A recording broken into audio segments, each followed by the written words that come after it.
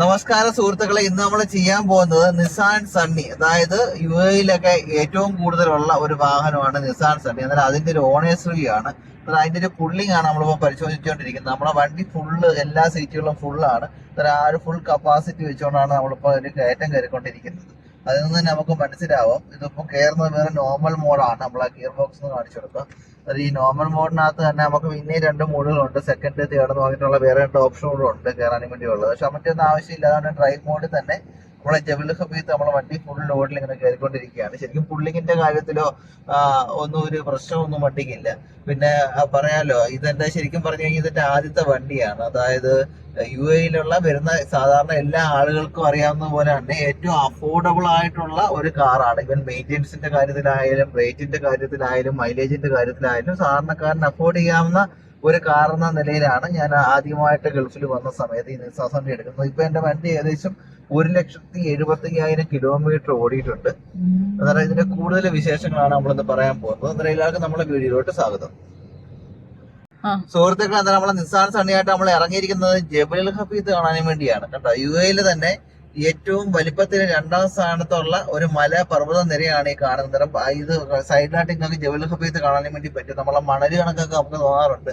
അതായത് വർഷങ്ങളുള്ള ഈ മണലുകളൊക്കെ വന്നിങ്ങനെ കുമിഞ്ഞു കൂടി ചെറിയ ചെറിയ മഴയും വിയർപ്പും ഈ കംപ്രഷനും ഒക്കെ കൊണ്ടിട്ട് അങ്ങനെ ഇരുന്നിരുന്ന് വർഷങ്ങളോളം എടുത്തിട്ട് രൂപപ്പെട്ടുള്ള അവസാദ ശിലകളാണ് നമ്മൾ ഈ കാണുന്നത്. കാരണം ഈ ഒരു അവസാദ ശിലകളായി രൂപപ്പെട്ട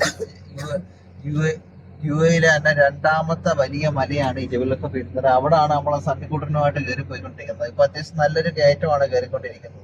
ഇപ്പൊ ഈ ശരിക്കും പറഞ്ഞു കഴിഞ്ഞാൽ എന്റെ ഒരു യാത്ര അനുഭവത്തില് ഏറ്റവും കൂടുതൽ ഒരു ഹിൽ ക്ലൈംബ് ചെയ്യാനും വേണ്ടി പറ്റുന്നത് യു എയിലുള്ളതിൽ വെച്ച് ഏറ്റവും ബെസ്റ്റ് റോഡ് എനിക്ക് തോന്നുന്നത് ഇത് തന്നെയാണ്. അതുകൊണ്ടാണ് നമ്മളെ സണ്ണിയുടെ റിവ്യൂ ഈ ജബൽ ഖഫീത്ത് വെച്ച് തന്നെ ചെയ്യാന്ന് വിചാരിച്ചത്. അത്യാവശ്യം സൗന്ദര്യമുള്ള ഡിസൈനിങ്ങും കാര്യങ്ങളൊക്കെയാണ് നിസാൻ സണ്ണിക്ക് വന്നിരിക്കുന്നത്. നല്ല അത്യാവശ്യം ബ്രൈറ്റ്നസ് ഒക്കെ ഉള്ള നോർമൽ ബൾബ് ആണെങ്കിൽ പോലും അത്യാവശ്യം വെട്ടമൊക്കെ ഉള്ള ഹെഡ്ലൈറ്റും, പിന്നെ നമ്മളെ ബേസിക് മോഡൽ ആയതുകൊണ്ട് നമ്മളെ ഹാൻഡിലും കാര്യങ്ങളൊന്നും ക്രോം ഫിനിഷ് ഒന്നും വരുന്നില്ല. പിന്നെ പുറകിലെ റിയർ പാർക്കിംഗ് സെൻസറും കാര്യങ്ങളൊക്കെ വരുന്നുണ്ട്. പിന്നെ നമ്മുടെ വണ്ടി 1,76,047 കിലോമീറ്ററാണ് ഓടിയിരിക്കുന്നത്. ഇതിനകത്ത് തന്നെ ശരിക്കും പറഞ്ഞു കഴിഞ്ഞാൽ ഈ ടയർ പ്രഷർ മോണിറ്ററിംഗ് സിസ്റ്റത്തിൻ്റെ സെൻസറും കാര്യങ്ങളൊക്കെ ഉണ്ട്. ഇൻ കേസ് ടയറിന് കാറ്റ് കുറവാണെങ്കിൽ അതിൻ്റെ ഒരു വാണിംഗ് ഈ ഇതിനകത്ത് കാണിക്കുക. അന്നത്തേക്ക് നമ്മൾ പോയി ഏത് ടയറാണെന്ന് ചെക്ക് ചെയ്യണമെന്ന് മാത്രമേ ഉള്ളൂ. ഏത് ടയറാണെന്ന് കൃത്യമായിട്ട് കാണിക്കത്തേ ഉള്ളൂ. ഇതിൻ്റെ പവർ വിൻഡോയും കാര്യങ്ങളൊക്കെ വരുന്നുണ്ട്. പിന്നെ 2 എയർ ബാഗ് വരുന്നുണ്ട്. നല്ല അത്യാവശ്യം തണുപ്പൊക്കെ ഉള്ള നല്ല ഒരു AC തന്നെയാണ് നിസാൻ സണ്ണിയുടേത്. പുറകിൽ റിയർ AC വെൻറ്റും കാര്യങ്ങളൊന്നും വരുന്നില്ല. പക്ഷേ ഇതിൻ്റെ കോമ്പറ്റീറ്റേഴ്സൊക്കെ വെച്ച് നോക്കുമ്പോഴത്തേക്കും, അതായത് മിത്സുബിഷി ആർട്രേജ്, ടൊയോട്ട യാരിസ്, അതൊക്കെ വെച്ച് നോക്കുമ്പോഴത്തേക്ക് വളരെ സ്പീഷ്യസ് ആയിട്ടുള്ള ഒരു സ്ഥല സൗകര്യം തന്നെയാണ് ഈ വണ്ടിക്ക് ഉള്ളത്. അത് നമ്മൾ പ്രത്യേകം എടുത്തു പറയേണ്ടതാണ്. നല്ല കംഫോർട്ടുകളും കാര്യങ്ങളും ഒക്കെ തരുന്നൊരു വണ്ടി തന്നെയാണ് നിസാൻ സണ്ണി. സുഹൃത്തുക്കളെ, അന്നേരം നമ്മള് ജബൽ ഖഫീത്ത് ഒക്കെ കണ്ടിട്ട് മല ഇങ്ങനെ ഇറങ്ങിക്കൊണ്ടിരിക്കുകയാണ്. അന്നേരം മല ഇറങ്ങുമ്പോഴത്തേക്ക് നമ്മൾ ഈ ഗിയർ ലോവർ ഗിയറിനകത്താക്കി കഴിഞ്ഞാൽ പിന്നെ ബ്രേക്ക് ഒന്നും ചവിട്ടേണ്ടെന്ന കാര്യമില്ല, തന്നെ വണ്ടി അങ്ങ് ഇറങ്ങിക്കോളും. അന്നേരം ഇതിന്റെ ഒരു മൈലേജ് എന്ന് പറഞ്ഞു കഴിഞ്ഞാൽ ഏകദേശം നമുക്കിപ്പം കിട്ടിക്കൊണ്ടിരിക്കുന്നതെന്ന് പറഞ്ഞു കഴിഞ്ഞാൽ ഒരു 12 to 15 ആണ് ഇതിന്റെ മൈലേജ് നമുക്കിപ്പം കിട്ടിക്കൊണ്ടിരിക്കുന്നത്. പിന്നെ മാത്രമല്ല, ഇതിന്റെ മെയിൻ്റെനൻസ് കോസ്റ്റ് എന്ന് പറഞ്ഞു കഴിഞ്ഞാൽ ഞാനിത് 2019 എടുത്തത്. അതിന്റെ ഫ്രീ സർവീസുകൾ കഴിഞ്ഞതിന് ശേഷം എനിക്ക് സർവീസ് കോസ്റ്റിന് ഒരു 200 ദിർഹംസിന് താഴെയാണ്. ഏറ്റവും കൂടുതൽ ആയിട്ടുള്ളത് 140 ദിർഹംസാണ് ഈ ബ്രേക്ക് ഷൂവും കാര്യങ്ങളൊക്കെ മാറിയിട്ടുള്ള സമയത്ത്.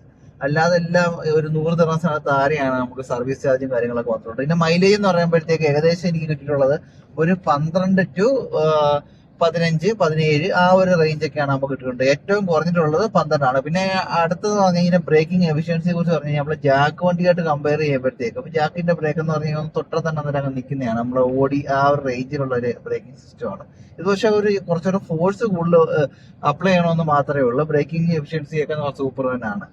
കുറച്ചുകൂടെ ചവിട്ടുമ്പോൾ കുറച്ചുകൂടെ കൂടുതൽ കൊടുക്കണം. കാരണം സ്റ്റിയറിങ് ജാക്കൊക്കെ വെച്ച് നോക്കുമ്പോൾ ഒരു അല്പം ടൈറ്റ് കൂടുതലുള്ളതായിട്ട് ഫീൽ ചെയ്യാം. പക്ഷെ എന്നിരുന്നാലും ഒരു എക്കണോമിക്കലായിട്ട് നോക്കുന്ന ഒരു ഫാമിലിക്ക് ലോ മെയിൻ്റെനൻസ്, ഇതിപ്പോ ഏകദേശം 1,70,000 കിലോമീറ്ററുള്ള ഓടിയിട്ടുള്ള വണ്ടിയാണ്.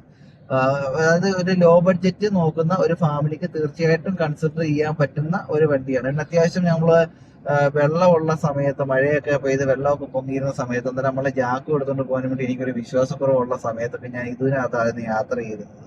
അത്യാവശ്യം വാട്ടർ റൈഡിങ് ഒക്കെ അത് ചെയ്തിട്ടുണ്ട്. നിറച്ച് ഈ ഫ്ലോർ മുഴുവൻ വെള്ളം കയറി എന്നുള്ള രീതിയിലൊക്കെ ഓടിച്ചിട്ടുണ്ട്.